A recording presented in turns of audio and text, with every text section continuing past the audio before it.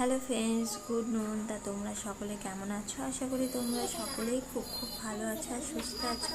তা আমিও ভালো আছি। আর এখন আমি চলে এসেছি গৌরী লেডিস বিউটি পার্লারে, যেখানে আমি কাজ শিখি।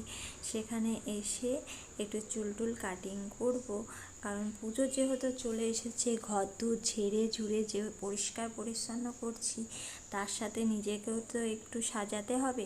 তার জন্য চলে এসেছে চুল কাটতে।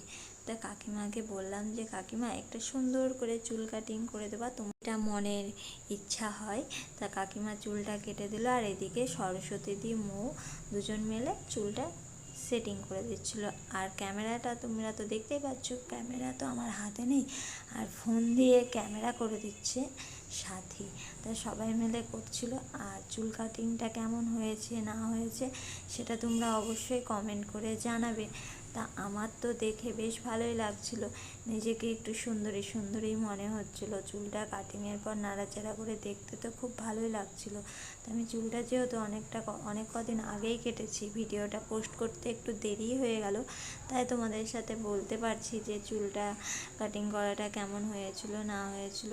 আর তোমরা এখনই দেখলেই বুঝতে পারবে, পুরো ভিডিওটা দেখো তাহলেই বুঝতে পারবে। এই যে আমার চুলের সেটিং কমপ্লিট হয়ে গেছে। কমপ্লিটের পরে দেখো তাহলে চুলটা কেমন লাগছে। আর তোমাদের যদি ভালো লেগে থাকে তা একটু কমেন্ট করে জানাবে। আর কারোর চুল কাটতে ইচ্ছা হলেও পার্লারে চলে আসবে। তা চলো, আজকের ভিডিওটা আমি এখানেই শেষ করছি। আর আশা করি আজকের ভিডিওটা দেখতে তোমাদের ভালো লেগেছে। আর ভালো লেগে থাকলে লাইক কমেন্ট শেয়ার করে দেবে। আর আমিও পুজোতে ঠাকুর দেখতে যাওয়ার জন্য একদম চুল কাটিং করে রেডি হয়ে গেছি, যে কখন পুজো আসবে আর চলে যাব ঠাকুর দেখতে। দেখো, পুজো আসা কথাটা শুনতে ভালো লাগে, কিন্তু এই তো আসা মাত্রই ঠাকুর চলে যাবে, আর ভালো লাগে না।